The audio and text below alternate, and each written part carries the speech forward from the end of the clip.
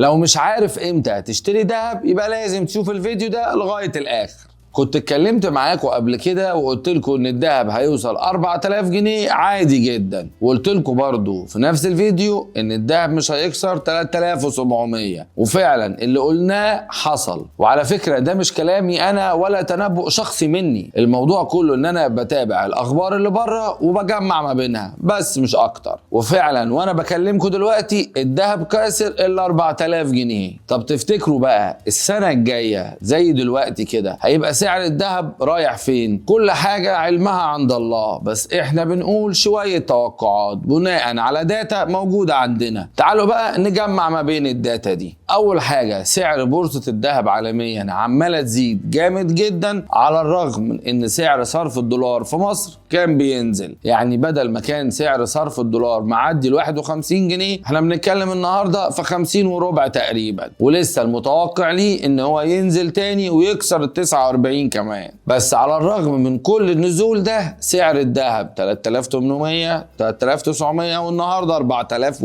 طب ليه؟ بسبب سعر البورصه العالميه، لان زي ما قلت لكم قبل كده سعر الذهب في مصر بيتحدد بحاجتين: سعر البورصه العالميه وسعر صرف الدولار. طب سعر البورصه العالميه زايد ومسافر زي ما بيقولوا، لانه كاسر 2860 دولار للأونصة الواحده، والمتوقع ليه برضه بكلام الخبراء ان هو يوصل 3000 مستريح، لان كل الزياده اللي احنا موجودين فيها دي مع الاخذ في الاعتبار ان لسه الفيدرالي الامريكي ما نزلش الفايده. يعني الفيدرالي كمان لما ينزل الفايده سعر البورصه العالميه هيطير وهيزيد على الاخر. يعني بره متوقعين ان الذهب هيكسر 3000 دولار وممكن يوصل 3200، وفي ناس متفائلين جدا بيقولوا 3000 ونص كمان. بس احنا لو هنتكلم على 3000 بس وسعر صرف الدولار زي ما هم متوقعين بالعقود الآجلة على آخر السنة هيلعب ما بين 58 و 59، لو حسبت ده بحسبة بسيطة الذهب في مصر يعدي ال 5000 جنيه كمان. يعني النهاردة لو كنا بنتكلم في 4000 ممكن شهر 12 اللي جاي أو 1 السنة الجديدة نسمع ال 5000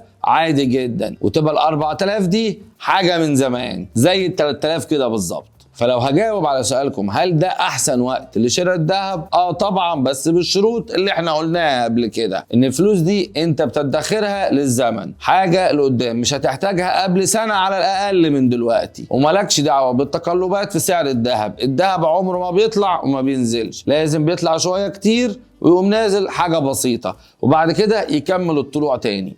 يعني لو الذهب وصل 4200 4300 لازم هيقوم مريح تاني يوصل 4000 4050 في الحته دي، وبعد كده يكمل الزياده بتاعته، وده عادي جدا وده اللي بنشوفه من الذهب كل سنه. وبس كده، لو ما لحقتش تشتري ذهب الحق اشتري دلوقتي قبل ما يفوت الميعاد. كان معاكم دكتور ياسر الطويل وده الجواهرجي.